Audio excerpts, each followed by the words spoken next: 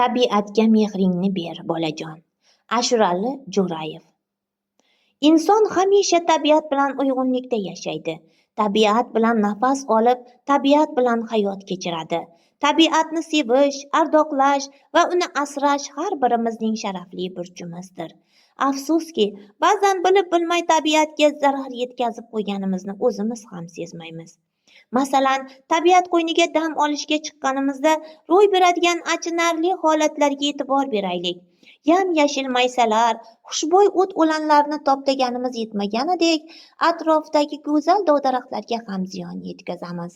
Osilib, shoxlarini qayirib, sindirib, mevalarini nobud qilamiz. Ayrim nodonlar bechora daraxtlarning tanalarini o'yib, ismlarini yozadilar. Tip-tiniq, sharqirab oqayotgan soy suviga bo'shagan turli idishlarni, ovqat chiqindilari va qoldiqlarini tashlab ifloslantiramiz. Xullas, biz dam olib ketgan joyda uyum-uyum axlat to'dalari qoladi.